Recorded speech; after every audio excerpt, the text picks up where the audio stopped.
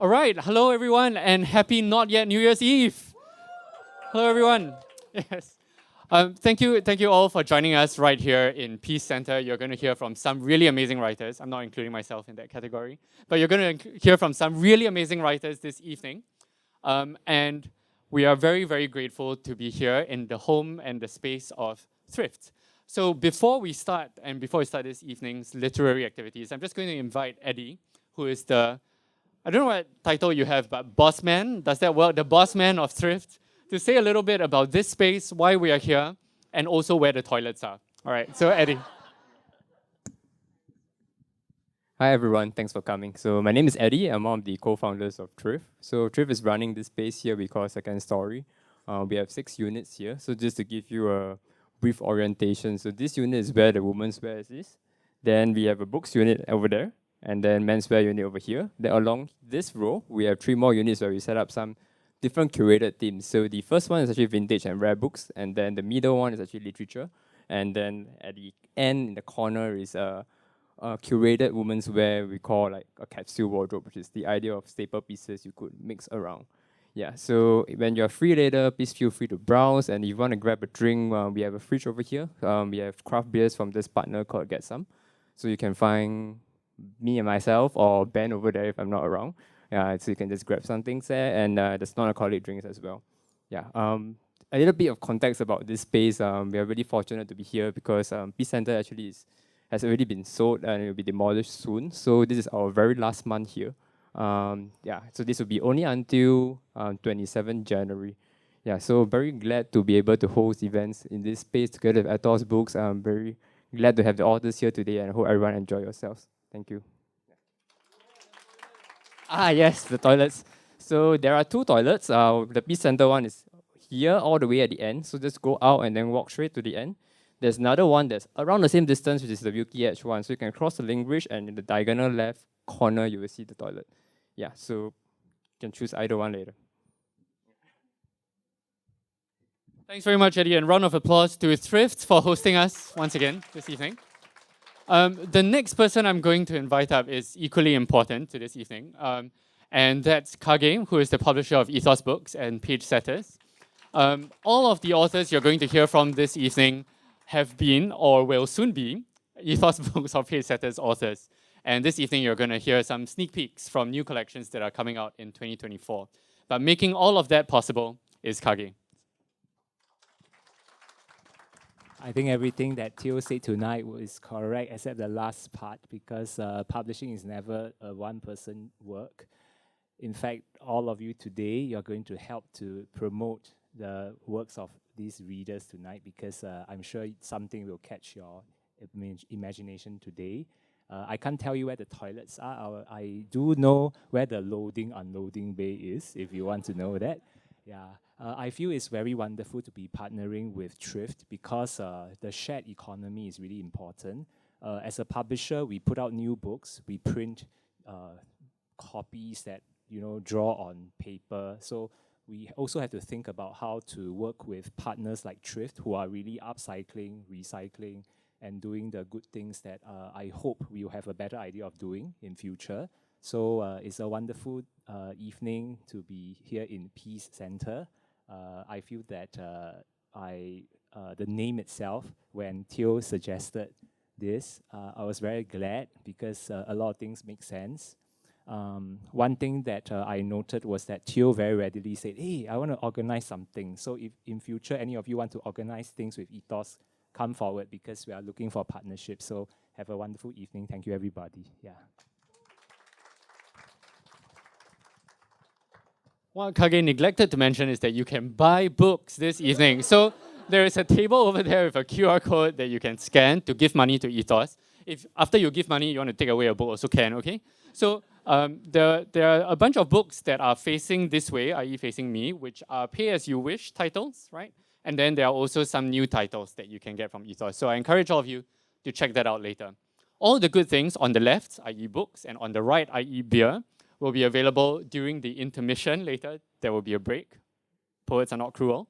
But before and after the break, I would encourage you to give your attention to the poets and not move around the space too much. I should also say that in the event promo material, there was a line that said, please approach Theo at the door to sign up for open mic slots. I know I've been running around, it's been very hard to approach me. I'm Theo, for those who don't know yet. But unfortunately, all the open mic slots have been taken up, okay? So there will be no more open mic signups. We have 8 fantastic open micers later this evening, and you will hear from them after the intermission. But before the intermission, we are going to hear from 3 amazing poets and 3 amazing writers, sorry. And the very first one that you're going to hear from is Crispin. Like we all already know Yishun is weird, but if you need a poet to tell you, that's Crispin. His upcoming poetry collection is called Dragon Paper Wind, which is the English transliteration of Long Juan Feng. And it is an exploration into mixed race identity, post-colonized bodies, and monstrosity. He is currently an educator. Crispin.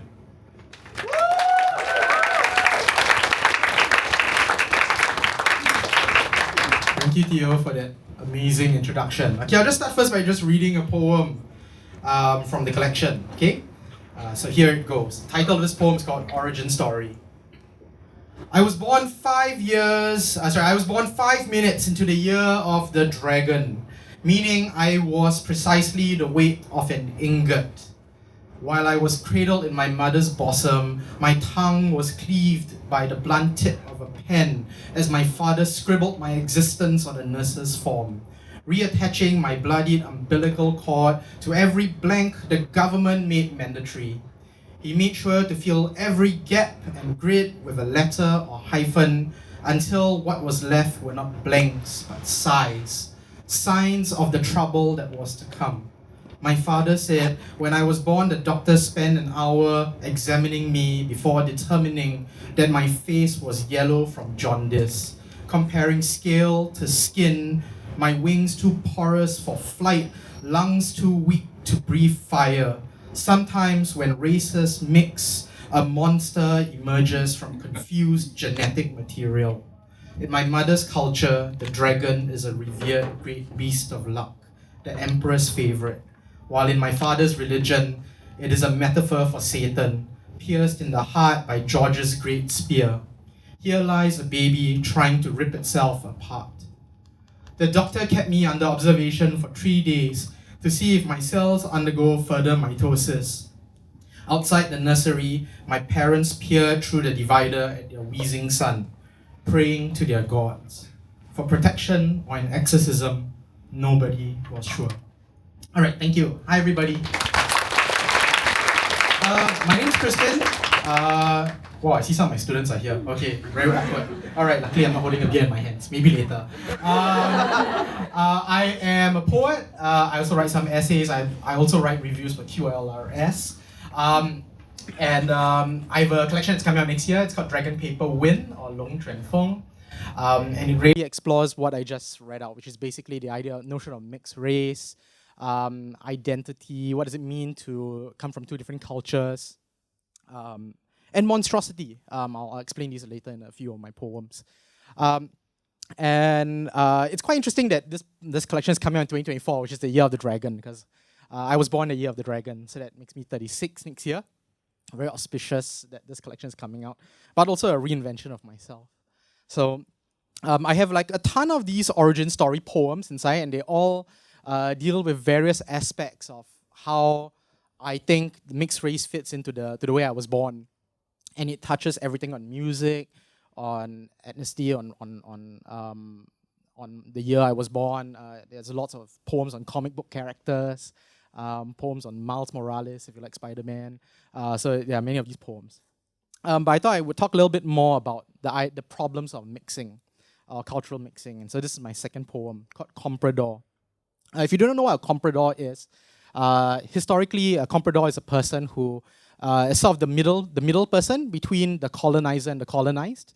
So for example, you might have, for example, an English-speaking Chinese person to sort of be a go-between between the British as well as dialect-speaking Chinese people, and they function as sort of the middleman. All right, so I was just thinking about my identity as a mixed-race person, as well as a Eurasian, and I wrote an entire poem called Comprador. So here it goes. My mother wanted me to learn Chinese so that I could compete in the global market. My tongue needed to grasp the language of demand and supply. How China taught a generation of forebears to wave their flags higher than my father's language. 100 years ago, my forebears would have done the same.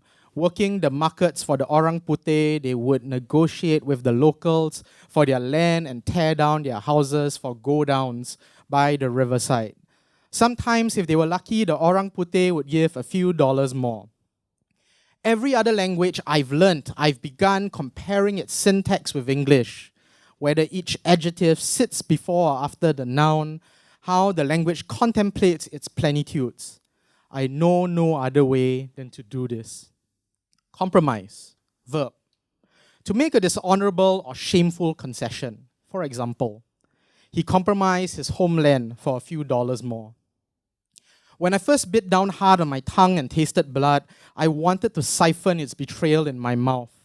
6 years of studying in a Hokkien Hui Kwan school taught me that discipline requires some pain as habituation. Wooden rulers rapping on knuckles as I learned to bow at right angles. My mother said I drank too much of the kind milk, made me soft, ruan. Just like a baby who knows nothing except for shitting and demanding for food. She was quoting from Shakespeare. At what point did my forebears say no more to their bowing and scraping to their white masters and decided to build the Singapore Recreation Club because their blood would not permit them through the front door of the Orang Putih Club? Teng, noun. Winter within your expense, absorbed within drops of your blood. For example, 你的疼爱允许我的成长. I'm determined to love this body, its illnesses, its calamities. Yep, that's my second poem, Comprador. So I tried to, I think in this collection I play a lot with both a mixing of English and Chinese, and you can hear there's some Malay, there's some Portuguese in there as well, because I think that's the way we converse, right? I mean, when we speak to each other, we do a lot of code switching, and surprisingly, when we write poetry, a lot of it is always in one language, and I wanted to break that, and I made it a purpose that I would speak more authentically in the way that I would break the differences in the way that I would speak and write. And so there are a lot of these poems where it jumps between multiple languages. I do also a lot of ekphrastic poetry with regards to the Chinese language. So in this poem, for example, the word teng, right? If any of you are familiar with the Chinese word, there's the word winter, tong, inside the word teng, and I do interpretations of the words, and there are many poems in this entire collection that play with individual Chinese words.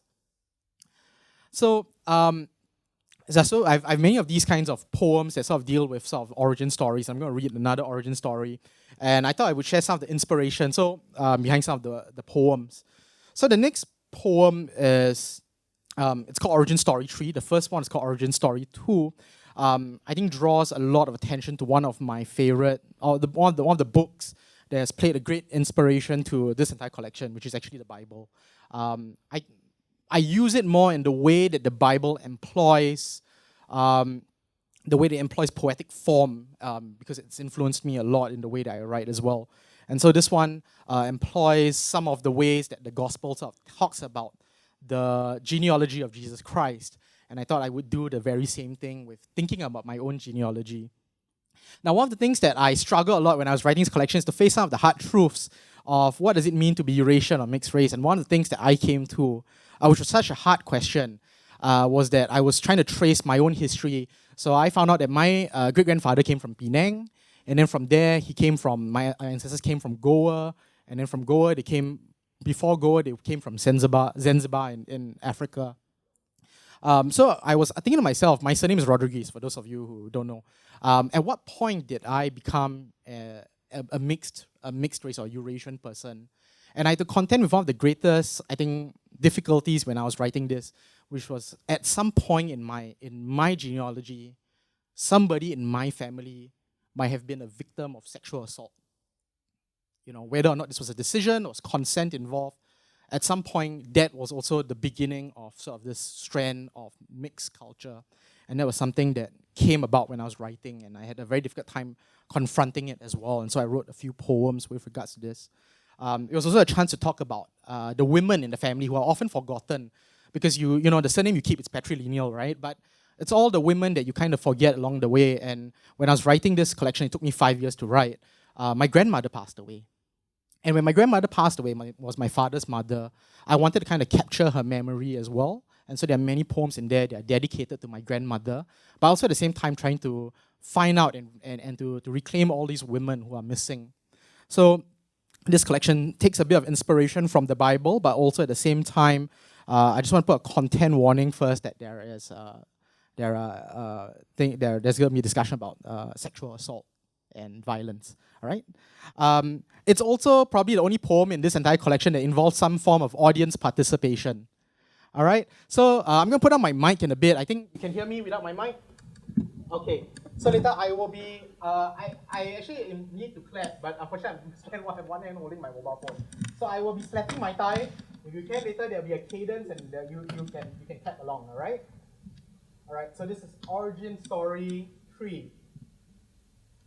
Father of my father of my father of my father of my father of my father of my father of my father of my father of my father of my father of my father of my father of my father of my father of my father of my father of my father of my father of my father was raped and became my ancestor, was plundered and became my motherland, was stymied and became my language, was on the doorstep of an orphanage of the Little Sisters of Jesus, was married off to a man she didn't know, wasn't given any inheritance, wasn't recorded in the family history, was a lost name, dip your hand in and fish it out, became a metaphor for silence, became a ghost, she haunts the graveyard where the men are buried away from the women, was converted and was forgotten, was given to another family after the war, kissed a girl and was sent to the asylum, broke the mirror and had 70 years of bad luck, and all the women lost in between.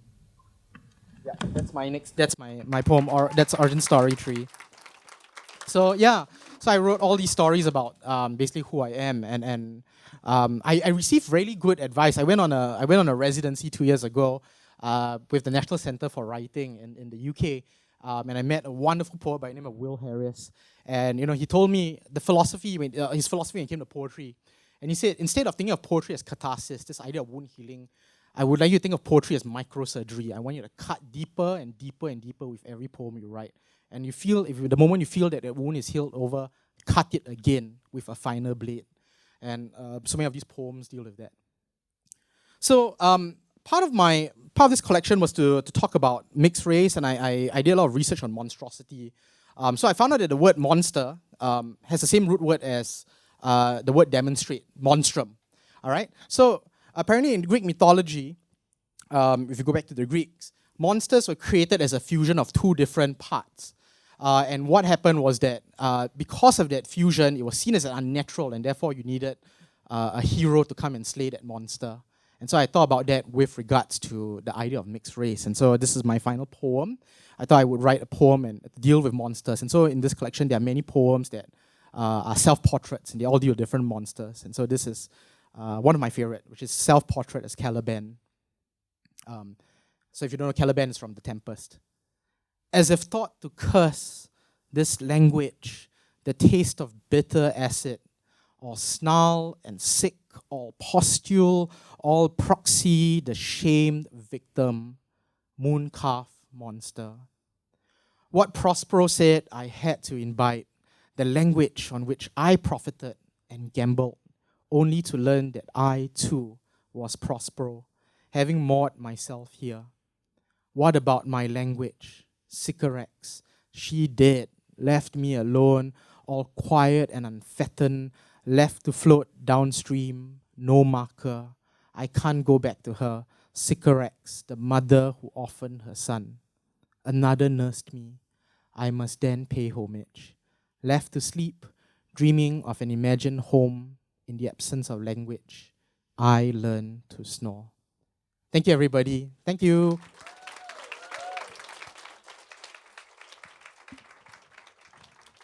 Thanks, Crispin. I love that analogy to microsurgery.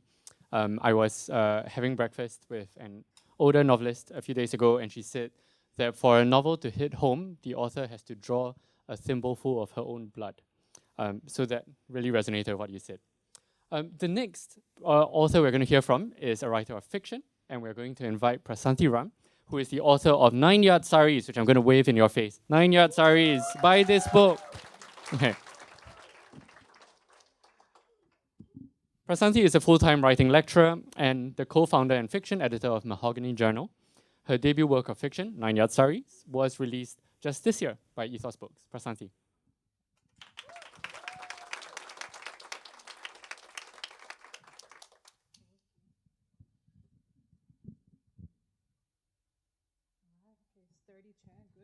Okay, hi everyone. Thank you so much for deciding to spend your Saturday evening with us. I'm so happy to see everyone, and also a very happy New Year to all of you. Today I'll of course be reading from 9 Yard Sari, so I will also wave it in your face. It's available where Kage is sitting. So let me just introduce the book first and contextualize it before I read some prose for you. So 9 Yard Saris essentially is a short story cycle. If you've never heard of it, essentially it is a group of stories, in my case 11 stories, that are all connected. And in this case, they are connected because they all are about one family, the Srinivasans. So it looks over 3 generations, 7 decades, and today I'll be introducing you to one of the 9 protagonists. All right, so today's protagonist is Shweta. If anyone has read the book, you know who Shweta is. Just a question, does anyone have a cool single aunt in your family that you're very fond of? Anyone? Cool unmarried aunts? No? Yeah? Okay, or if you are the cool aunt, please raise your hand. Claim it, yes, woo! Right, okay, so I also have a really cool aunt who I've always respected, and I wanted Shweta to sort of embody that archetype, and I want to pay homage to the women in the family who strike out on their own and often are criticized for it. So in this story, it's called Amma's Suitcase. Shweta is a 52-year-old businesswoman. She has a fashion business, therefore very fitting today. And she has arrived at some kind of crossroads because she is getting a bit older and feeling a little bit more pain. She started doubting whether or not her vision is going the right way, whether or not she has to hand down her business in any way. All right, so I'm going to read you an excerpt from the story. If you have the book, you can follow along. It's the 9th story, Amma's Suitcase. Building one's own brand is no easy feat, but sustaining it seems to gradually prove harder for Shweta. At the age of 52, the ailments are slowly but surely kicking in. One shoulder that for some reason freezes during yoga now, a gradual dairy intolerance despite years of ginger tea, a faint aching in her abdomen where her womb has sunken, and most recently, arthritic pain deep within her left knee. While a pill or two does the trick usually, it's a frustrating reminder that someday she might have to find someone to take over. It also makes her think of Amma and how Amma never got to her 40s, let alone her 50s. As Shweta kneads her knee, her best friend Susanna Chang arrives, the head of marketing and partnerships in their brand's work dress and pointiest of stilettos, struts into their second-floor office along one of Chinatown's shophouse lanes. If Shweta is the stoic founder of modern Madisars, then Susanna is the mother hen who boosts the team's morale while keeping them on their toes. The 44-year-old first joined 8 years ago and soon became indispensable with her numbers-oriented mind and warm demeanor. It also has helped to have Susanna as her right-hand woman, especially in the predominantly Chinese market that rarely takes a female CEO, let alone an Indian female CEO, seriously. "Eh, how are you feeling today?" Susanna asks as she deposits a hot cup of kopi o kosong onto Shweta's desk. "Your knee, is it giving you problems?" "Thank you," Shweta says with utmost gratitude. "I guess the knee is better now." Susanna hums. "You know, Shweta, maybe you should take a short holiday. Your body needs rest. When was the last time you took a break anyway?" Never is the true answer. The thought of a holiday has always made Shweta's skin crawl. Airplane ticket for one, a hotel room for one, sunset dinner by the beach for one, a tour package, you guessed it, for one. The frequent clarifications of, yes, I'm traveling solo, and no, I don't have a husband, because people just can't seem to leave single women alone. Of course, it must be said, it's not that she wants to be coupled up either. She made the decision in her early 30s to focus on a career. She wanted to taste, then devour success. She also never wanted to pursue a committed relationship because she never wanted to be someone else's wife or someone else's mother. Yet her independence only gets her so far and seems to have strangely drawn a line along solo holidays. That truly sounds, for her, like a recipe for disaster, one that may end up with her spiraling into unnecessary what-ifs. No thank you, she thinks. Take a day off, Shweta. It's Friday tomorrow. No major campaigns to prepare. You can have a long weekend for once. Maybe I will. No maybes. I veto that maybe, and I'm going to file it into your system. And I can handle things here anyway. Shweta smiles. Susanna is quite a godsend. I know you can handle it. I trust you. Good. Don't forget about your work-life balance, okay, Susanna says. Ah, yes, says the woman who has an entire life separate from work. Susanna is married to a banker, has a 13-year-old son. She spends most of her weekends doing recreational activities with her family. From golf at her condo's affiliated country club, to rock climbing at Kallang, cycling around Pulau Ubin, and flying electric kites with her son and nieces at Marina Barrage. The woman functions on a schedule that makes Shweta exhausted just by hearing about it. Shweta, on the other hand, chooses to spend her weekends with modern Madisars because work is her life. Other than that one Sunday at Yoga Studios, that 1 hour of social interaction per week is more than enough for her. And as strange as it may sound to someone like Susanna, Shweta finds much more meaning and joy in her work than in people. Yeah, I'll remember. Work-life balance, Shweta says. Come Friday morning, though, she already regrets being cornered into an abrupt day off. But her business partner does have a point. Shweta has been in so much pain that 3 days ago she had to step out of a meeting. Are these growing pains of a soon-to-be senior? Dear God. At least her flat is quiet today. No noise of neighbors' kids running around or families rushing out for the weekend. Her 3-room HDB flat, nestled between Telok Blangah and Tanjong Pagar, was a unit that she bought with a housing loan right after turning 35. She liked how much natural light the flat got, that it was on the 15th floor, and that the previous owners, like her, were also Hindu. Her older brother, Srinivasan, though, was not so pleased, because the flat to him meant that she was never going to get married, never having children of her own, never becoming a proper woman. She, on the other hand, though, was thrilled. Hell, she was 35, going on 36, unmarried with her own property and a budding business idea. By her own barometer, she was successful, and perhaps even more so for doing all by herself. Now, decades on, modern Madisars has become a popular women's wear brand, especially after a 10-page spread in Women's Weekly. And the most bizarre part is remembering how it all began from just a suitcase, or more specifically, Amma's suitcase. Truth be told, there is nothing much to say about a mother who died when she was just 4 years old. She knew the facts, the same way one might know the date of their country's independence or the names of countries involved in the Second World War. She knew that her father had migrated to Singapore on a ship as a teen, worked for the British as a clerk, and that her mother, who was betrothed to him, came to Singapore years after he settled down and was a housewife, like many women were. But most of Shweta's memories of her father and her mother had faded by the time she was in primary school. There was one memory, though, that stood out from the haze of her early childhood. Beside the metal bureau in the corner of their one-room Alexandra flat was a black suitcase. It leaned heavily against the wall because one of its 4 wheels was broken. And even though it was bursting at its zips, its belly seemed to grow every day. One afternoon, when Amma was developing a wet cough that would later lead to a death by pneumonia, she pulled out the bag and laid it gently on its back. Dusting it off, she then unzipped it. 3-year-old Shweta, who was playing with a tumbler behind her, came forward to marvel at the sight, because within the suitcase were layers and layers of colorful fabric, bordered with golden jetty that seemed to glisten under the afternoon sunlight. They were Amma's Madisars.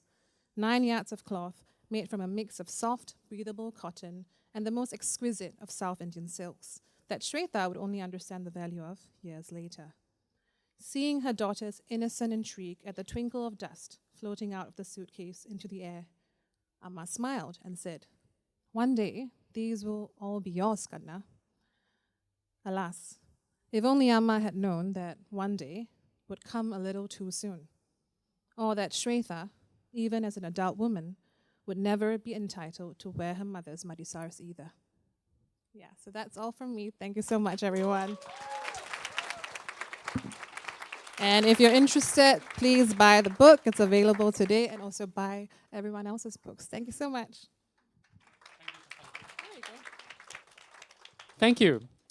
Our last reader before the intermission is Trisha Tan, who will take us into the break.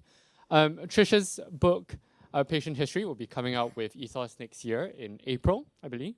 And Trisha is a poet, medical student, and mental health advocate. Her writing has been published in various journals. Her debut collection is forthcoming next year. And, sorry, your bio very long. You don't walk up so fast. She is passionate about the intersection of medicine, mental health, and poetry. She writes as a way of being patient with the histories of others and her own. Trisha. Hello. Yeah, so when they asked us to send in a bio, right, then I just copy and pasted my normal one. Then I saw everyone else's one, I was like, wow, it's like way too long. Yeah. Hi everyone, I'm Trisha. So I'm a medical student. Yeah, and I'm very excited to share some poems which I'm going to be published in the collection called Patient History. Yeah, so for those of you who don't know, patient history is basically the way which doctors kind of get a pulse of the patient's like past and present conditions. So every time I go to a GP, then I'm like, oh, when did your cough start?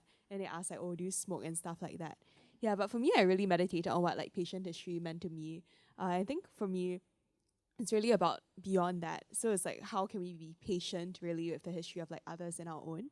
Yeah, so many of the poems from the collection were actually birthed from like a really difficult season of my life. Yeah, so my mom was diagnosed with cancer about halfway through medical school. Yeah, as you can imagine, that was like a really trying experience. And I think poetry was definitely a form of catharsis for me. And I think rewriting the poems was definitely microsurgery, like what Crispin said before. Yeah, and I'm also going to be sharing some poems inspired by patients which I've met in the wards. Yeah, and I think something cool about my collection, which I like, is that there's a lot of like participatory elements. Yeah, so I know a lot of my friends are like, wow, poetry is like very chim. Yeah, I don't get it. Yeah, but when I show them some of the participatory poems, so it's like there's some origami things which you can like kind of like cut out and fold, and then you can build your own poem.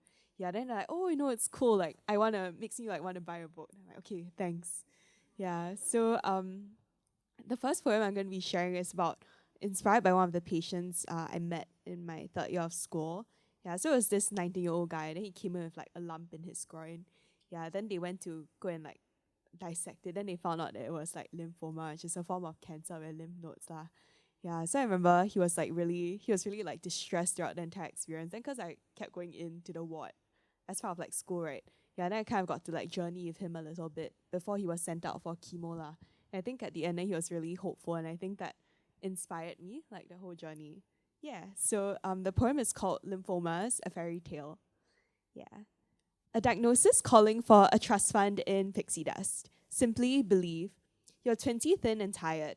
There's leftover cake smudged in your lunchbox for the doctor who still doesn't get why Hodgkin reminds you of Hogwarts. Epitaph in the peal of laughter preceding prognosis. Funny, isn't it? Sing it like a spell right before you Google it. Clutch at straws your mother's arms. Hold it like a rifle spiraled with lilies. Incantations like bullets, a pebbled meadow of drift and pluck.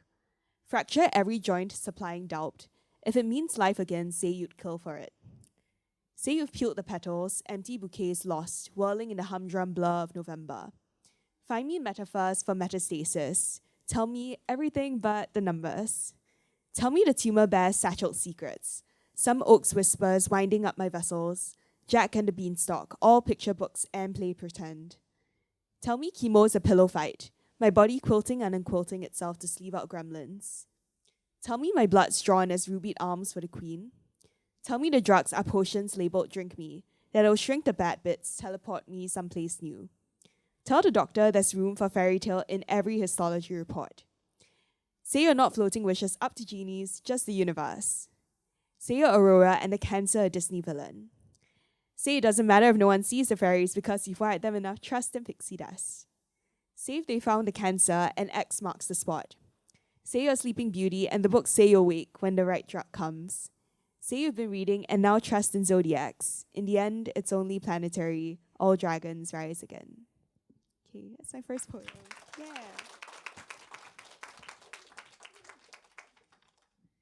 Okay, so I'm like kind of young, I guess. So I recently wrote a poem about like BTS, and I was like, I never thought I would. I was that kind of person, and I wrote a poem about BTS and cancer. And I was like, what's happening? Yeah, but but I guess this BTS has been like kind of in the background. Like it kind of supports me through difficult times, even though I'm not like a BTS stan. But I hope that you find some resonance in this poem. I see a lot of young faces here as well. Yeah, so the title of the poem is called Watching BTS on the Couch Post-Chemo. Is the coast clear? I've wondered about that question probably all my life. The first time I snuck home past my curfew, stealth baking Mother's Day's muffins at midnight, taping on BTS posters on my white pristine walls. Mother would clop in fish-eyed, hands on her hips. We need to sell the house one day. The paint is going to peel. They helped me study, I counter, Bangtan Songyondan, Korean for Bulletproof Boy Scouts. For days after our home bubbles with BTS, My Universe, I Need You, 00-00. Mother starts singing DNA in the shower. Father hums butter while brewing his morning coffee. I print the sheet music for autumn leaves. The melodies are like plankton, notes drifting everywhere our currents take them. BTS is with me when I open my acceptance letter from med school, when I get the keys to our new apartment, when I open Mother's text message in the hospital, the one that splits my world apart. Like that headline for the New York Times, BTS took center stage at the UN. Over 1 million fans watch live. One Sunday, we are on the couch watching BTS sing Dope at the Korean Music Awards. After they bow, Mother suddenly tugs at my sleeve, her brow furrowed. What will the scan tomorrow show? Do you think I'll finally be healed? The questions swirl in like the most colourful school of fish. We make Thanksgiving an anemone, a halfway house for adults. Is the coast clear? I'm wondering when humans will invent a way to tunnel into the ocean, grow gills to survive all of the water enveloping us. These days, I want BTS to grow large as a whale, to be one of those faceless fans watching our lives through a screen, microscopic as plankton. Thank you. It's like unexpectedly sad, yes.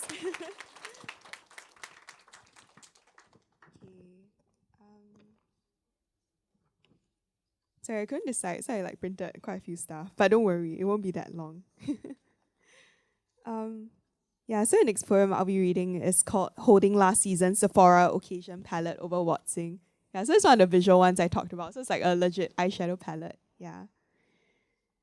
So holding last season's Sephora Occasion Palette over your Wattsing. On the bed, silver umbilical beneath my mother's eyes. We buy eyeshadow cakes like every occasion is birthday bride. Occasion was a clover we pulverized for Christmas dinner. Vines spliced beneath her brows to give that little something extra. Freeze-dried blueberry flour, muffin thick down her cheeks post-diagnosis. The breaking of sun-dried phoenixes, tails sloping from eye corners at the Hair for Hope Center. She cried and Occasion died. Occasion reincarnated as crushed ice at the Great Singapore Sale, made a forever igloo over my mom's eyes. Occasion was a snowstorm we could wake up to like bugs. Occasion loved to stay, unstoppable as snow. Cisplatin, a winking brother outside frosted window. In times of crisis, newspapers like to make an occasion of increasing eyeshadow sales. Canary calls rising in Sephora minds. Mother treasured those drugstore cakes with no expiry dates, stacked rainbow altars on the shelf over the Wattsing. She wears the shadow like prom queen dresses, her palette full of season, the opposite of urban decay. The last night at the ward, I finger painted her skin a graffiti of occasion, tattoo the same greeting cards over and over like the orbit of planets.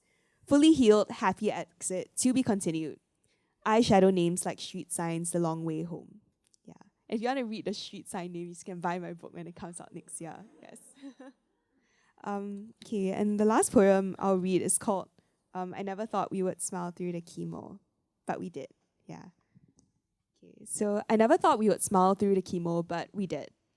Mother slipped on her vest blouse, bedazzled with polka dots. Air puffing up the linen, a life vest over her emaciated frame. She slicks on the tinted lip balm, palms foundation over her cheeks, hands wrapped tight behind her back. We wonder, are there streamers? Skin stripped like peels of laughter. No, it's us laughing in that photo. Red packets act change, every child has changed, every wish now 身体健康. We had newfound siblings too, off-season red packets we had given. Rogue Joy's mother had adopted into her body. When the oncologist handed us the slip with the names of chemotherapy drugs, we play pretend. Hello brother, hello sister. New children, toddlers we could grow familiar with. Ones would stretch their steel arms like Jack from The Incredibles, stomping indiscriminately on the cancer cells. Or like Violet, girls who could grow invisible when we wanted them to. Force field fairies stopping an onslaught we only knew from CT scans and vague pains. I tell mother she's slender enough to be elastical, the strong woman who bends but never breaks. For the briefest moment, a smile. The fountain behind her pours forth like the premonition of blessing. Water grows a backbone and pumps a fist in the air, before folding back on itself, finally at rest. Unlike the fountain, mother's knees do not buckle but stay. A breeze elbows its way in. The blouse presses against her ribcage. In the condominium lights, she's small again. This life is a condominium. We watch reruns of The Incredibles in a lounge we do not own. There's popcorn in our lap. Sorry.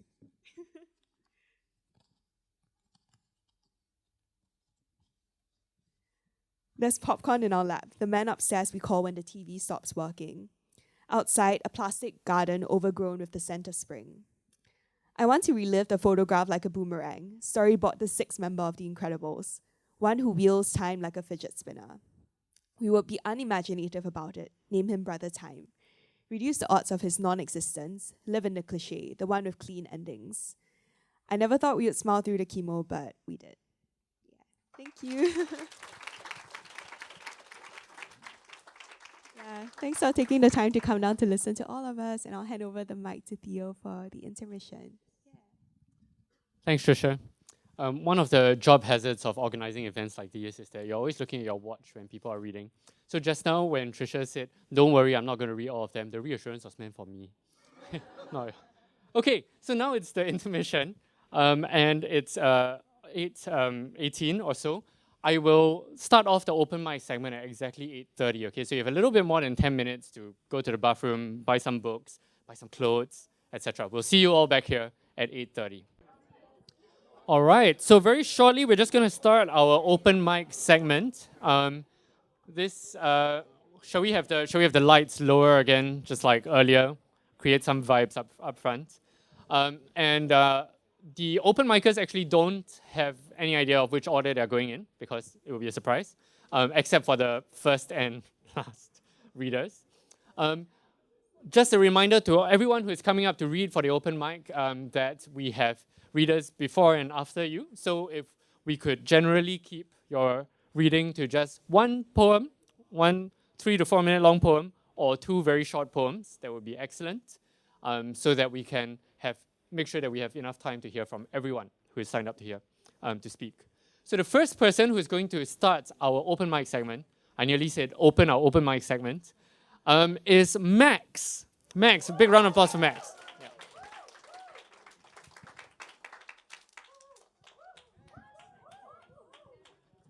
Oh my god, y'all, I'm so shy. Don't like that lah. Hello everybody, my name is Max Pasakon. I am very happy to be here because I used to be an Ethos intern like last year, and I was one of the first readers for Prashanti's book. So it's quite serendipitous, I think, to be here to celebrate like all the amazing work that Ethos has done. I'm also excited to be here because I am now a published author a year after that experience. I'll be reading one short piece from this collection called A Study in Ourselves. This is my debut work of creative nonfiction, and just to give you a pitch of the book, I sort of migrated here when I was very young from Thailand to Singapore. That's why my name is Max Pasakon, it's a Thai name. This book is about my journey sort of like growing up here as somebody who's queer and a little bit off kilter and very funny, yeah.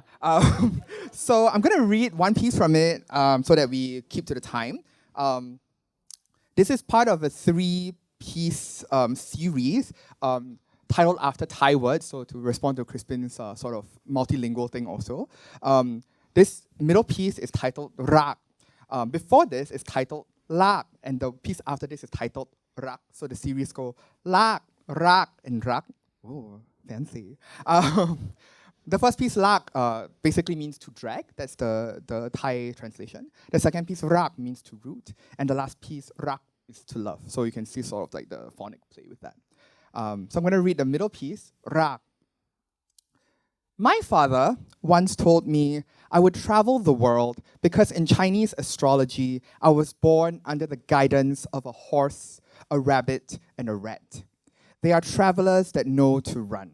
He forgets that horses are laborers, that rabbits are fuckboys, and rats are, although cute, pests. So I spend my life working, fucking, and being chased around by angry, sometimes horny men. Maybe those are my life's guiding principles, not to travel the world, but to always be on the run, plucked from every place like berries, waiting behind walls with bated breaths, to sprint sorely, to curse cleanly, to admit to being inside a vulnerable body. I know to watch the wind with a lightly licked finger, to open tarot cards and tear my future into little slips of paper, swishing and swashing fortune like a sturdy boat. I wish the Chinese zodiac had plants instead. I'd like to just be a patch of grass, whatever species, so I can sit comfortably in some dirt with my leaves splayed out, feeling delighted whenever water would drop from the sky. Thank you. I don't want to take up too much time, so I do have copies of this for sale. If you want to come up to me and buy a book, please feel free. I'm living my author fantasy today, along with the rest of the amazing authors here. Okay, please support their books also. And if you want to hear me read more from this, I'll be hosting a book launch at Book Bar on 13th of January. In the evening, where I'll be speaking with Cheyenne Alexander Phillips, and we'll be talking about the process of making this book. If you need a reminder, you can go to my Instagram, Max Pasacon. In my link in bio, got registration link, okay? You can click RSVP. Then I will send you email the day before saying, hey, please come, Okay, thank you so much. Thanks very much, Max. And just to add to that long string of plugs, Max is also editing an anthology called Perks of Being Dumped. Hi, it's me again. So if you ever write anything about heartbreak and being dumped, right? We are actually myself, Judith Huang and Ng Ziqin. We're actually editing an anthology titled Perks of Being Dumped, to be published by Marshall Cavendish International next year. If you do submit to us and get published, we actually do provide an honorarium as well as complimentary author copies. So please do consider submitting to us. We accept submissions in poetry, fiction, creative nonfiction, and other genre-defying works. I'm the creative nonfiction editor, so if you like nonfiction and you want to come talk to me about it, come. Okay, thanks. Thank you, Max. All right, I realized that I should probably tell you the next reader as well as the reader after that so that they can prepare themselves psychologically. So after Max, we're going to hear from Neil. And after Neil, we're going to hear from Kim. Give it up for Neil.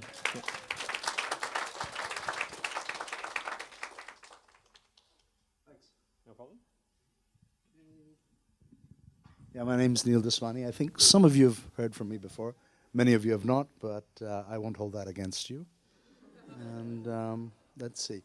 I've got 2 of my books here. I've actually authored and published 6 of them. They're available in Kinokuniya. This one is titled Boots, and the backstory to this is it's based on a Korean painter. This lady had stopped painting for 3 or 4 years because she'd lost her husband.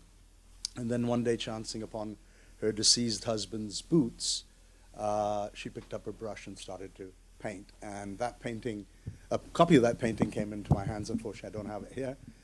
And it's kind of like an Inception-style poem where I'm trying to think of what she's going through, and obviously she's thinking of all the life events of a husband. I'm going to have to put this down. Unfortunately, at my age, I need these. All right, let's go boots. Can you hear me, actually?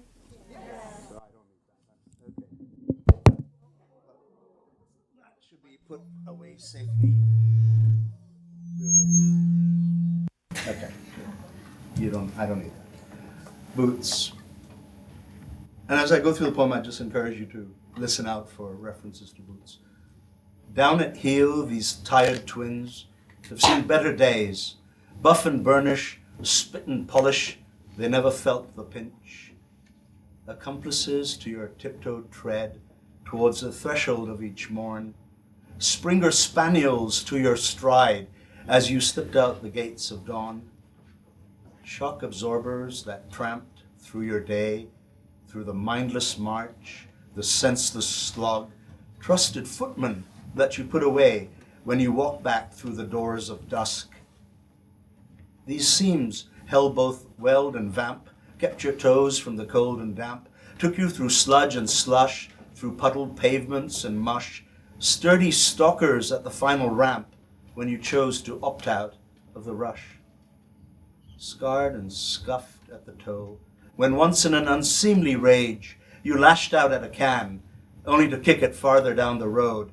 Now bruised and battered, these jaded journeymen stare back at me with faded, knowing eyes. Broken aglets that have got no spare, unraveled to laces that run threadbare, strands that have grown too long to an old orange ochre, a hair dye gone all wrong. Sitting awkward and alone, tongue-tied and soul-weary, pigeon-toed and ingrown, once garrulous, now leery. If only they would speak to me, I'd even take their monologue, whisper to me in varied tones, orate in ostentatious Oxford, blast me with your basic brogue. At night, I try and slip into your shoes, as if to fill some cavity in me. I'll walk in them for a while. I'd planned on doing 20 leagues, when with a sudden jerk, I'll pull up at the mile. I'll have to abandon this intrigue. I know I cannot step into your boots. I'm just pretending that I can. So that's the first one.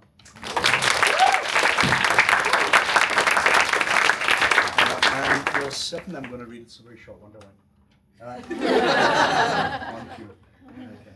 Actually, I've changed my mind. I won't read that one. Just to get an irritation. This is all about saris and 9 yards. I thought I just changed my mind. Let me get there. Okay, give me a sec. So this is a tribute to saris and 9 yards. Saris do give their full 9 yards, drapery for a damsel, contours of ceremonial cloth to clad the fashionistas for festivities, who swoosh down streets in their rainbow raiments. They wear silk with elegance. Their heavy garments hang light, drawn from looms that now spin this yarn. Okay, thank you.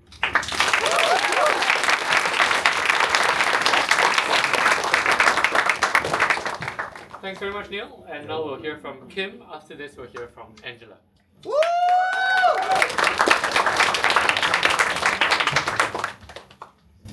Hi, I'm Kim. Test. Test. Test. Okay. Hi, I'm Kim.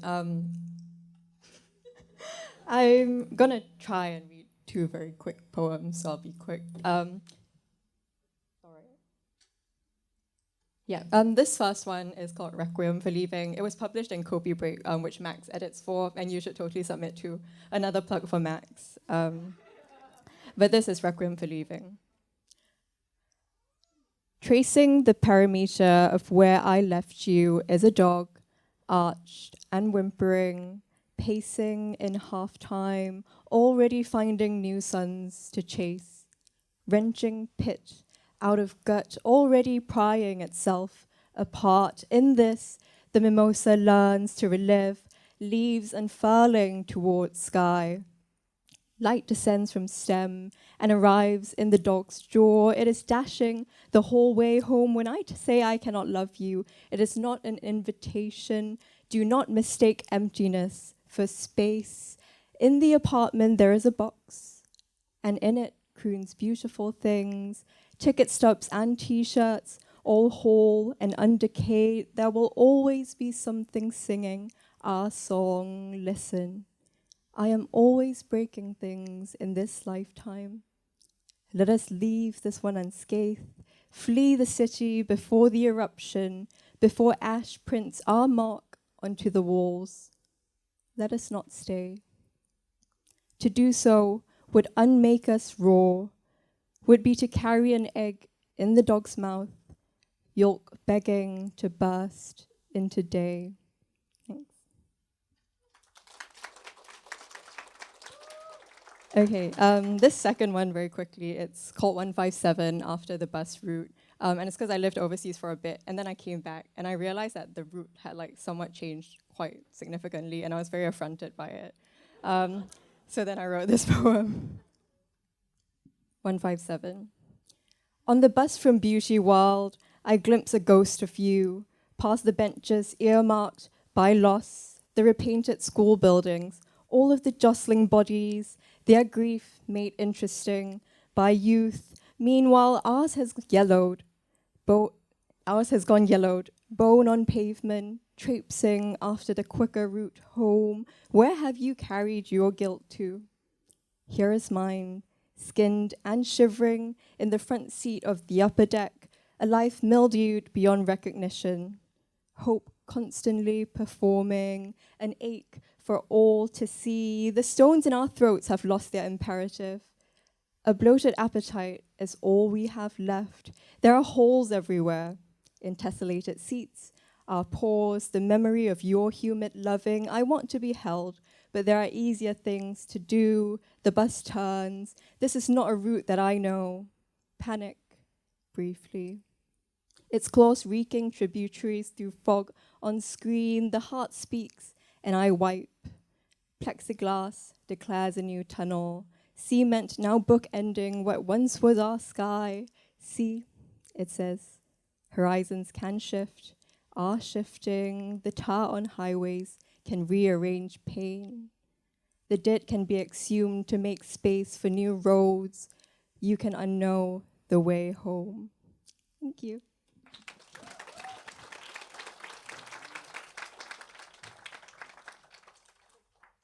Our next reader will be Angela, followed by Lehman.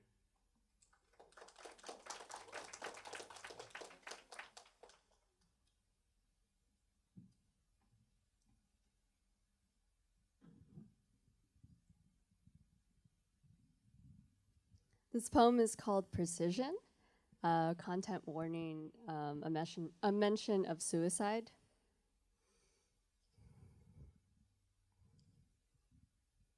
Sometimes I don't feel the weight of my words, my feelings. In recent months, I kept saying I wanted to die, kept laughing, kept telling people to not take me seriously, smile deviously. But I looked out that window. I looked at that wine glass, imagined. Someone saw me, saved me. I don't know if I would have died without her, but now I am feeling my feelings, feeling alive through simple pleasures, the sun on my face, the wind in my hair, the tenderness that you kiss me with. I feel it now, the weight of it all. I feel it when I tell a loved one about suicide, and this time, I don't laugh. Neither does she. Then, silence. Then I understood. Why didn't I before? It's easy. I've always been good at laughing, levity, the bright side, keeping appearances. But I imagine the fall so many times. I remember how good it felt, romancing skyscrapers. I cry now. I'm not sure why. Is it shame? I don't know. After, When I finally left the office, I fell ill. I laid in bed for a week. My mother brought me porridge. I said kind things to myself. I let love in. I let go. I learned to love again. And I didn't want to die. Thank you.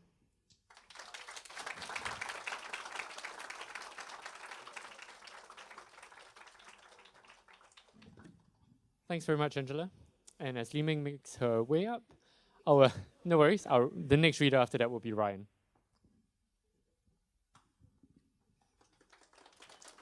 Thanks, everyone. So I don't know if any of you, like me, sometimes feel that Christmas and some of the festive season can be a little bit depressing.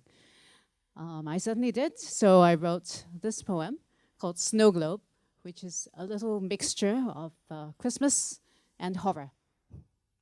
Snow globe. Perfection is a lens bounded in glass, from the outside looking in, not sensing the turbulent flows in the innocent purity of miniature snow flurries, and an internal landscape seeming, dreaming, teeming with hidden meaning. Crystallized memories in frozen time, so sharp they cut to the bone. Quick, cloak them in sparkles. Stir up the soap flakes.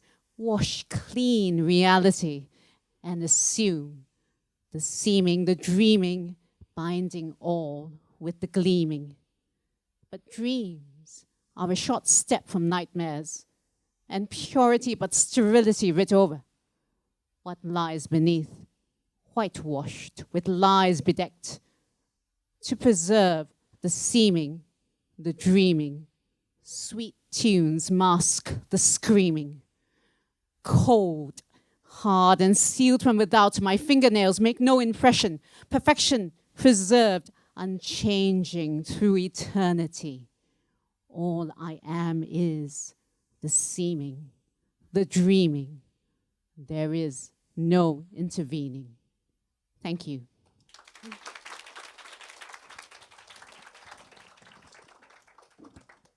Thanks very much. And after Ryan, we'll have our last two open mic readers for this evening, who are Jennifer Leong and Stella Kwan. Hello, everyone. My name is Ryan, and it's my first time doing something like this. I'm kind of nervous, wondering what I've got myself into. Well, I wrote some stuff. Hopefully it's good. Okay. I trawl this arid wasteland to and fro, and count not of the toil upon my soul, in hopes of dreams that may yet fonder grow, with company that keeps time passing droll. I chart a course and set my ship to sail on ocean waves that ignore my decree. I sit and stare without the looking glass and call to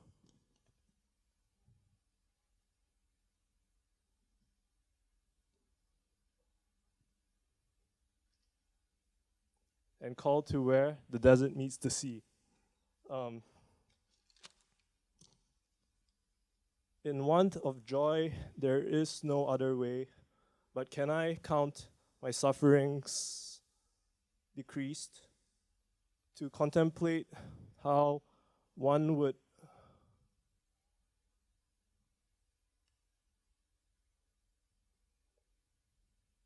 wherefore say, how wondrous if all earthly wants decease.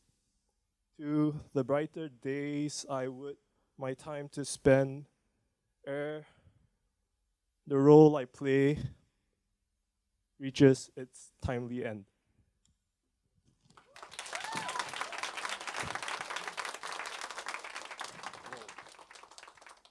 My handwriting is kind of hard to read.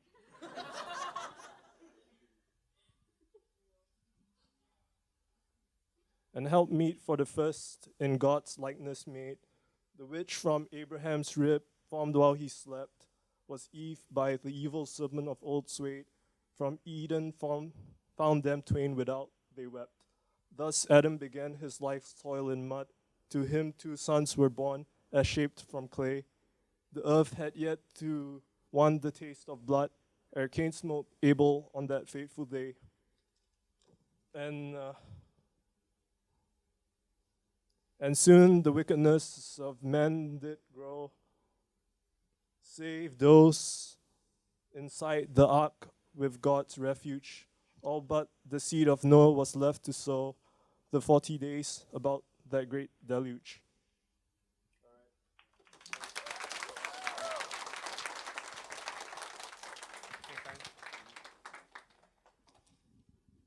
Lovely. And our final 2 readers, Jennifer Leong and Stella Kon, who needs no introduction.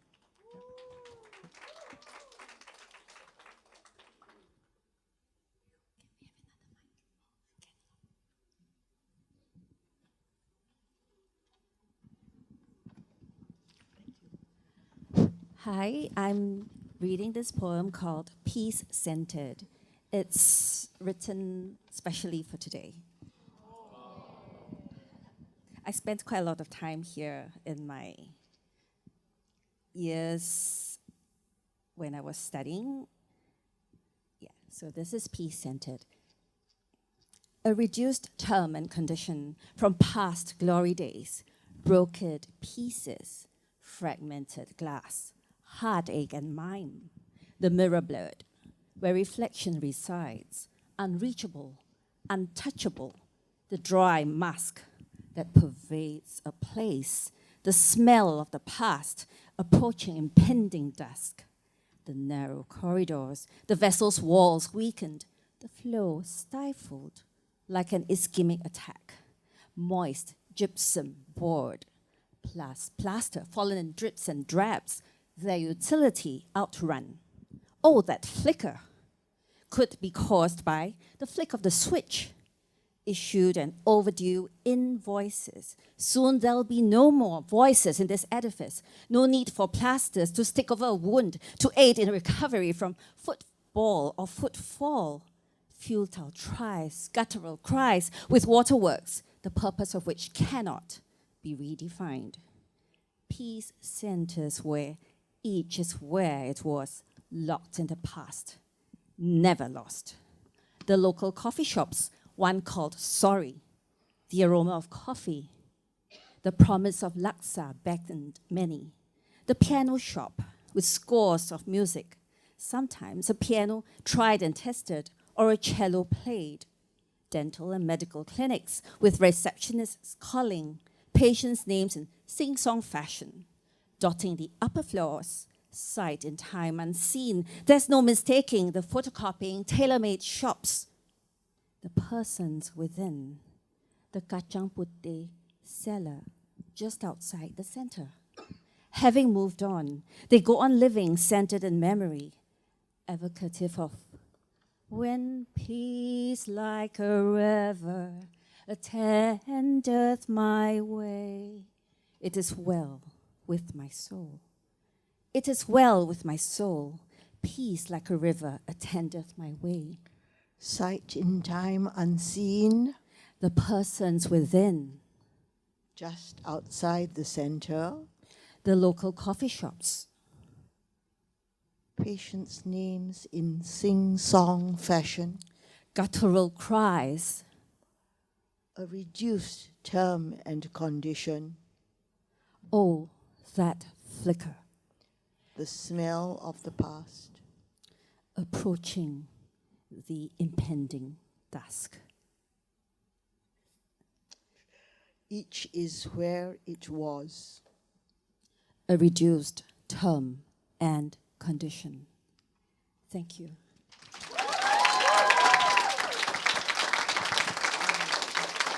Yeah, just a word about that poem. It's a poem where you can jumble up the stanzas and you can just pick random lines. And Stella and I did not rehearse this. She just saw this straight away here today, and yeah, she just read the lines when her eyes happened to land on those lines. Yeah. So you could actually tear the poem apart, and everybody reads one line. Yeah. Yeah. Okay. Thank you, Stella. Now, after Jennifer is going to help me read my poem. I'm Stella Korn. Usually I'm a writer of plays, one of which is called Emily of Emerald Hill. And I've written... Yeah, by the way, everything I'm going to read was really, and I call it classic because most of you were born 1980 or so. Anyway, I've written musicals, novels, plays with verse, musicals with plays, everything all jam up. So, as I said, the one I'm going to read is from 1982 or so. I would like to read it with help from, first of all, I tell you that it's a bit of a satire on the first piece is called Public Rally or Election Rally. So the first piece was written in 1980 or so, and it's purportedly a rally by the PAP government's narrative of Singapore. But it has a strong ironical twist to it.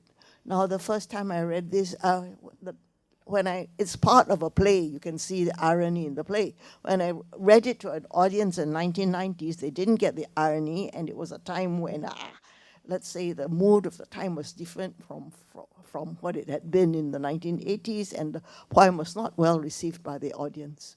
But anyway, today we are going to do it with help from Jennifer and Neil and Liwan, who are going to be the crowd of the people who are attending this public rally, which is being conducted by the person who is a proxy, shall we say, for the Singapore government. So this is election rally by the Singapore, by the representative, and you are representing the crowd at the rally. Yeah, perhaps you stand a little, don't fall down, huh? Just stand a little at the edge near yeah. And some more of the crowd is down there. And if you want to join them, you can also join them, because we have, in due course, you will know when it comes. The one thing the crowd has got to say is go, go, go, go, go, go, go, go. This is before Mr. Go's time. It's not Mr. Go. and then down, down, down, down, down, down, down, down. And then later on, gone, gone, gone, gone, gone, gone, gone, gone. And lastly, it is stop, stop, stop, stop. You will know when to do it if just follow Jennifer and Neil and Ewan. Okay? So this guy is running for election. He's addressing the election crowd. What we are grows out of what we have been. Our hope for the future rests on experience past. Today's decisions that will shape tomorrow must be made in the light which history casts. Our nation was born in times of trouble when political passions ran to and fro. British Empire went down in rubble, colonialist masters had to go. Go, go, go, go, go, go, go, go. We struggled to grasp our freedom and hold it. Labour unions made hostage the town. It seemed self-government soon would have folded. Enemies waited to tear us down. Down, down, down, down, down, down, down, down. Out of those years, we forged stability. We learned how the balancing act is done. One group's interests against another's, so all can pull together as one. Survival, stability, and prosperity didn't come easy. They had to be learned. Cooperate, tolerate, act as citizens. Through precepts like these was stability earned. Our new young nation had hardly started when its main economic props were withdrawn.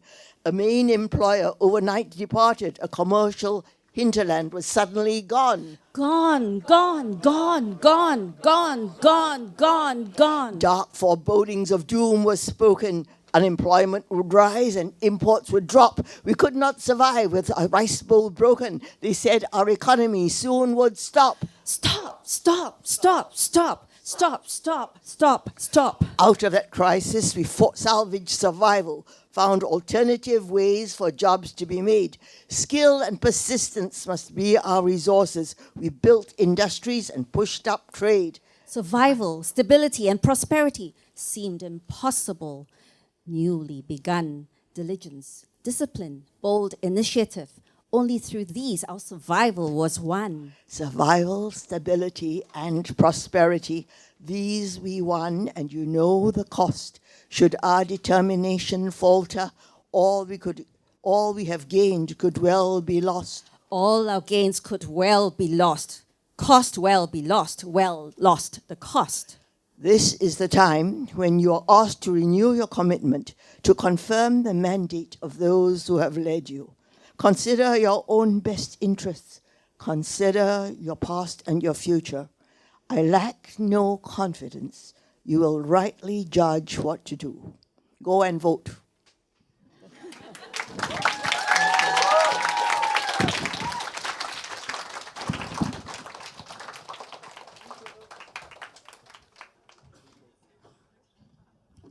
Thanks very much, Jennifer and Sarah. And Stella. Sorry, that was an entirely unexpected audience participation thing. But I hope you're all feeling very roused up now. I was initially supposed to be reading my own poems right after that, but how is one supposed to follow that? So what we are going to do first is take a group photo, okay? So I think we will need the lights on for this. Eddie has requested that we all take a group photo in this space. So perhaps you can just all stay seated where you are. Or, okay, especially those who are standing at the side, could you squeeze to the center as much as possible? And we'll take a group photo. Okay, thank you for indulging that commercial break. It was mostly to give everybody a little bit of a breather before we continue with the evening. So there will be two more readers this evening, and they are myself and Zining. And yeah, okay, I'm not going to introduce myself, okay? So I'm just going to read some poems.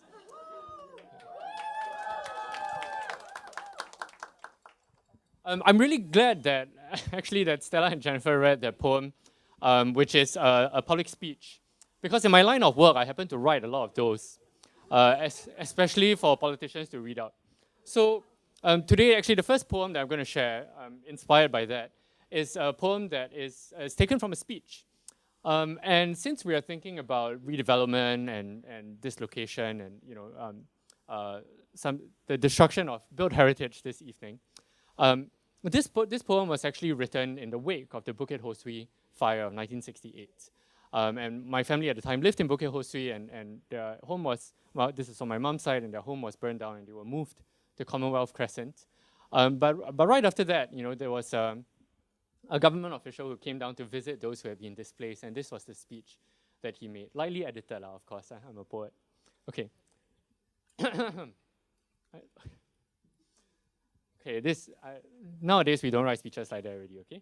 Just disclaimer. Okay. Your pains are the pains of our government, and your joy and your happiness are the joy and happiness of our government. This is the truth. So let us all face the truth together. Whoever started this fire is a heartless person. It was a heartless person who started this fire. Our government definitely did not start this fire. Who started this fire would not have come to this place, would not dare to come and face the truth. But look, we are here. The night we knew of the fire, our Prime Minister was here. He announced that the fire was very serious. And after he said this, immediately we started work. The next day, again, he was here. And he told everyone to support our brothers and sisters in this Bukit Ho Swee and Tiong Bahru calamity. I say to you again, your pains are the pains of our government. Your joy and your happiness are our joys. Thank you.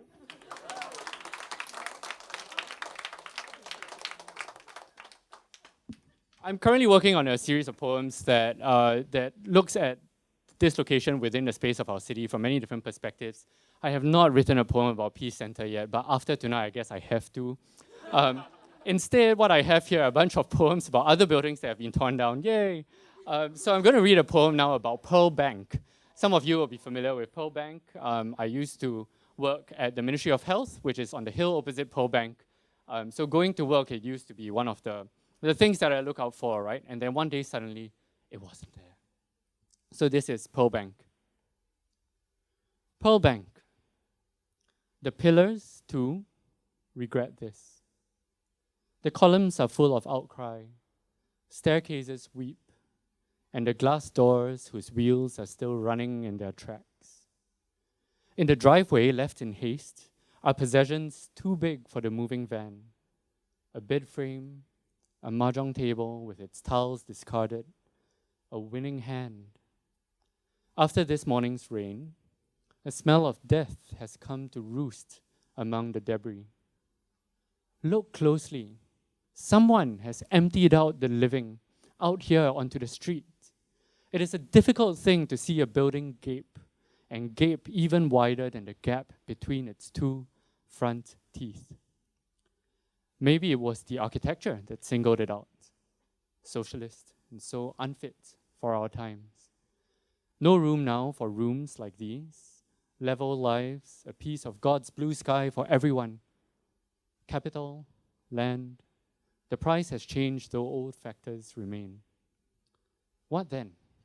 Something new must come. There will be rain again, and rain over the earth, till another grain sleeps, wakes, and becomes a pearl.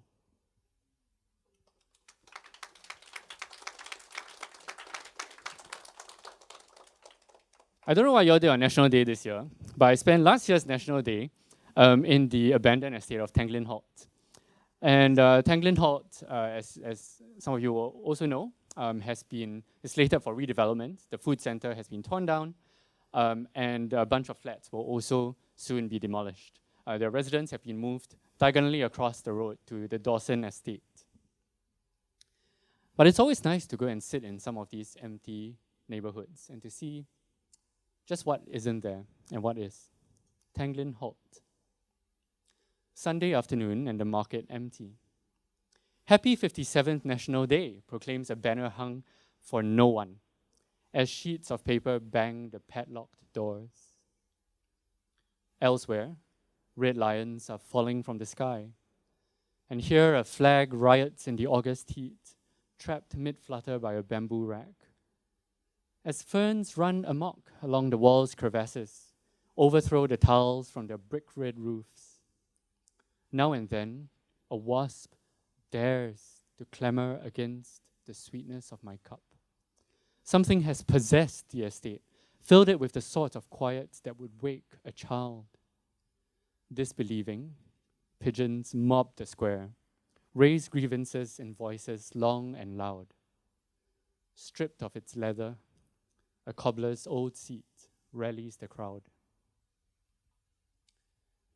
I was back in Tanglin Hall again, surprise, surprise, 2 weeks ago. And I was looking at this. So that poem that I just read was written in the old food center just before it was torn down. And today, 2 weeks ago, I was back in Tanglin Hall and I was sitting opposite the old food center, and it's now a field. And there's nothing, it's just a field. And I was sitting there on the other side of the field where the market is still standing.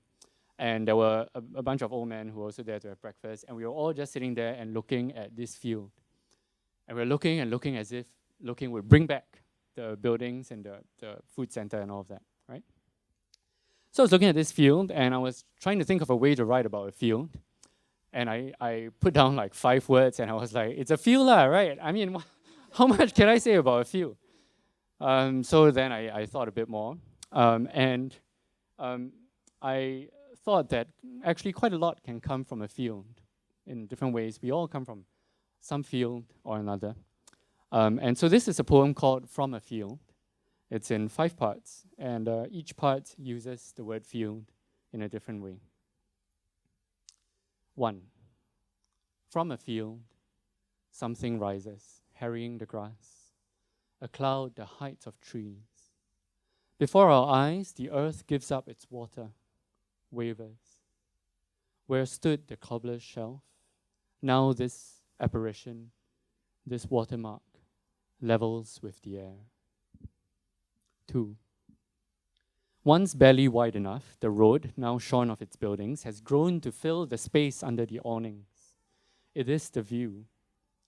A sign puts its foot down.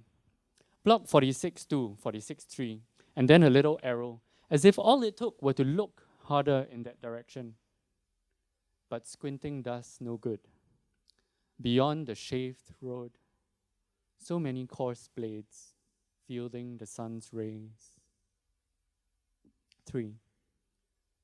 Further afield is where we've all come from, sitting with our backs turned against the glare, cars cooling in the morning's heat, tea cooling on a platter, clack of enamel or earthenware on a tile countertop, fiberglass, melamine, green on green on green. 4. It's hard to look away from something unfinished, the way a leaf vacating an old rain tree still stops the gaze, although the ending is forgone. Where others have fallen onto the narrow road, someone has swept them into neat drifts, leaving a path or a space like one created by a force, a field. And finally, 5. After the rain, at a snail's pace, they bear their belongings away. For the crows, a field day.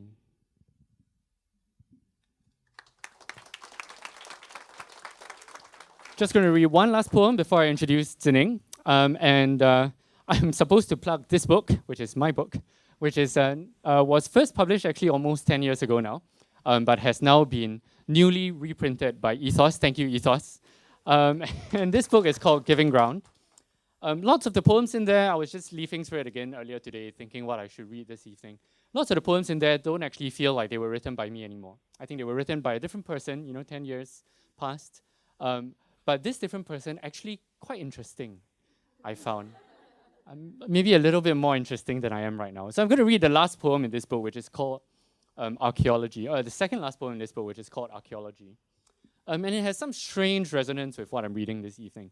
But this was written in 2015, and this was Archaeology circa 3015, and I was just imagining how all of this, you see around you would look to someone coming in 1,000 years' time and digging us up. Archaeology. Set back from the river, a small clearing where stands of pruned angsana indicate previous settlement. Due north, a ring like the base of a dome, and just before that, a church's cruciform stamp. Further inland, square stilts, built for some stranger weight beyond the forest's air, though made of sand. Nothing else remains. A troubling thought, since in the period's best cartographers' plans, on this side more than a city stood, caught between currents, almost arrogant. Alone it made neither friend nor foe, never fought, yet flourished preternaturally on its own. A miracle, in short. But since then we have learned to quote with wariness such wild accounts. But our pronouncements, lacking precedent, are at best facts that we ourselves have spun. This, after all, is our trade. The earth returns our fictions, till once again we plunge soiled hands into the island's heart to know what's done, or what it is we have begun. Thank you very much. Please buy the book. I will sign it even though it wasn't written by the current me.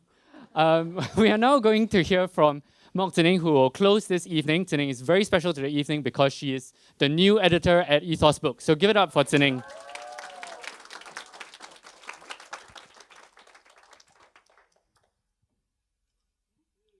I can read the longer bio also if you want. Okay, never mind. All right, thank you for the introduction, and actually thank you for hosting as well, Theo. Maybe let's all give him a round of applause. Yes. Yeah. And thanks for organizing as well, and thanks for this really beautiful space, this really beautiful light, really into the light and the vibes. And also thanks to everyone at Thryft, and also Ethos. Although I should clarify that I did nothing to organize this. My colleagues did. Okay. Okay. A little bit nervous because I'm going to be reading something completely new that has not been published, and I've never really done that before. So I'm going to be reading one short essay, a very short essay, and an excerpt from a longer essay from a collection that I've been working on called The Earth Movers. So The Earth Movers is a collection about sand, and it started kind of with my kind of obsession with land reclamation, and with that also migration, urban rejuvenation, displacement, everything in those lines. And The Earth Mover, the title itself comes from the huge construction machines, bulldozers and excavators. They're all called earth movers. So this is a small, I guess, micro essay that I've written. The Earth Movers. Pickaxes and chisels, shovels and loaders, spreaders and dozers, excavators and belt conveyors. The braided river that flowed and wove millions of years ago to deposit sediment that became the hills would cut to make land. Currents are earth movers, as are the winds, as are the earthworms turning the soil, the roots asserting their reach through concrete, as are the ants and koalas and long-tailed macaques, the pangolins and the boars, as is my nephew, who for a while collected pebbles in his pockets and left them everywhere. As our very bodies, which have tracked disease and species across continents, along with the seeds, plantations, and industries releasing carbon, melting the ice and shifting the distribution of mass about the globe, shifting the very axis round which the earth spins, now wobbles. We move earth and are moved too as earth, as masses by buses and trains, lorries and ships, treaties and agreements, wars and dictatorships manifest destiny and genocide. We are moved by the maps and the master plans, visas and money, or the lack thereof, some form of a dream. We are moved by gravity down slopes, by tsunamis to the sea, by earthquakes, wildfires, landslides, hurricanes, floods, heat waves, droughts. But we are moved, too, by music and some instinct, by rhythm and one another, by the figures we paint. With earth we have mined and moved and ground and sifted, the cinnabar and ochre, lapis lazuli and lazurite, malachite, white lead. Daily we move and daily we dance. Daily cells fall to settle as earth on earth that has always been and one day will be made of us. Now memory is my earth mover, digging its way through time, unearthing, chipping, gathering, sifting, shaping from sediment a new earthwork. So that was my first little essay. Thank you.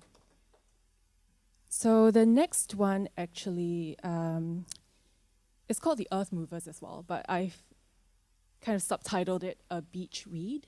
And it was through writing this essay that I kind of found the place that memory kind of has in my project. So just now I had read, now memory is my earth mover. So this is kind of my exploration of what memory does in a space that, in a place where things are continuously kind of moving and our memories are kind of continuously being questioned, but they're also sources of the past and of information and of emotion as well. Okay, so The Earth Movers, A Beach Read. When my grandmother died early last year, my father suggested we scatter her ashes at sea. She came by sea, let her go too by sea, was his rationale. I imagined the matter of her body loosened into water. We would have liked that, my father and I. We would have liked the whole ocean to become her memorial. Would have liked to be reminded of her presence whenever we're by the shores, regardless of where we are in the world. But COVID regulations made it unfeasible. There were too many of us to go on a ship. So now when I stand at the ocean's edge, I am reminded not of her memory, but her absence. Now that I think about it, though, my grandmother would probably have hated the idea of a sea burial. Unlike me, she was not one given to romantic notions, nor was she fond of the sea. The beach was a dangerous place, she had always insisted. Restless spirits and ravenous ghosts roamed there, in the waters, looking to pull unsuspecting humans into the netherworld. As a young woman, my grandmother had spent weeks afloat on ocean, cramped into a ship with little food and much sickness. This I pieced together from her terse answers to my relentless questioning one day, back when proper school had not begun. In those days, the afternoons were endless, and the sun stretched its golden light around the sofa where we sat. I was at that age when you begin to wonder where you come from, and unlike me, picked out from the trash, according to my mother, my grandmother had a clear origin. Born in China, she had traveled by ship to Singapore, where we now lived. This I already knew, but it strikes me now that I was looking not for an answer, but for a story, in fact, a history of how we each came to be. What was it like, I asked, imagining in my mind the mega cruise ship to which my parents had recently brought my brothers and me, the little round windows in our cabin, the sprawling buffets with endless desserts. At my question, my grandmother looked away. Behind her, on our home altar, a bowl of fruit sat quietly before my grandfather's tablet. She had bought it from Swatow, she said. The ship was filthy, the food worse. She had slept on the floor. Yes, the floor. Alongside, no, she did not have a room, the other passengers. We were speaking in Teochew, the only language my grandmother spoke, but I can no longer remember what it might have sounded like. A memory is a strange thing. Retrieval is a misnomer, for one does not retrieve a memory as one does a ball. It's neither stable nor something formed in the past, but something recoded each time you remember it, such that this memory, although encoded in Teochew, because of the number of times I've attempted to write about it, can now be retrieved only in English. And in English, what I remember my grandmother saying next is this. On board, you tried not to get sick. If you got sick, you tried to hide it. What if you couldn't hide it? If you could not hide it, she repeated, you got thrown overboard. They just throw you into the sea? I asked, incredulous. Yes. Throughout the years as I moved away, grew up, began to forget my Teochew, I have never forgotten this detail. But this detail I will never forget is also the one that has me doubting my memory. Not once have I heard this mentioned outside of that afternoon, not by my grandmother or my parents, my textbooks or my teachers. Now an adult, I piece fragments of personal memory with what I know about history, colonialism, passages by sea. Searching for descriptions of passages that approximate my grandmother's in oral history archives, newspaper archives, and academic articles, I learned that she was what's called a deck passenger. Once found, this phrase became for me a map, and I set about wandering in the sea of records, recollecting. Mostly what I find are details. The capacity of a new steamer designed to carry 20 first class and 52 second class passengers in staterooms, 28 third class passengers in berths in the poop, and 900 deck passengers in spaces unspecified. the wobbling of another at the weight of over 1,000 passengers and hordes of packages stacked up to the awnings stuffed above the lifeboats, piled even onto the anchor deck, preventing its use. Inevitably, I would find myself lost in a fog of minutiae, but again and again I return for more, until one day, miraculously, the fog shifts. With mass miscellany constellates, arranging itself into snapshots of a probable past. Snapshot 1. On the eve of leaving home, my grandmother, recalling stories of pirates and thieves, sews her few valuables into the waist of her pants. 2. Out on the main deck, below the canvas that ripples and snaps in the wind, my grandmother lies on a straw mat, nursing her seasickness. Or 3. In the still air of the tween decks, my grandmother, a young woman who has just survived the Second World War, plays 4 color cards with other women in an enclave constructed with their belongings. 4. After weeks of sailing, my grandmother disembarks not at Singapore's mainland, but at St. John's Island, where she is screened for smallpox and cholera. Beached there between her past and her future, she spends her days of quarantine thinking of all she has left behind, everything and everyone she knows, but also the Civil War, and hopefully the days of eating only tapioca. Sailing, even then, towards some kind of unknown. By the time I was born, the beach was no longer the terrible in-between place it used to be for migrants freshly abandoned ashore. It seemed that even St. John's Island, which at one point had been the world's largest quarantine station, had forgotten its history as, over the years, it morphed into a political prison, a rehab center, and, in 1975, a popular destination for a quick camping getaway. Today, St. John's Island boasts a Google rating of 4.5 stars. Popular activities include guided nature walks, drinking nearby on a private yacht, and a day of lounging on a quiet beach on the neighboring Lazarus Island, which had once been the burial grounds of those who died in quarantine. Okay, so I'll stop there for now. Thank you.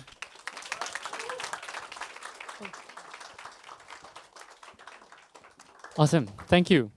That brings us to the end of this evening's reading. I don't know how the last 2.5 hours have passed by so quickly, but you have all made it a delight.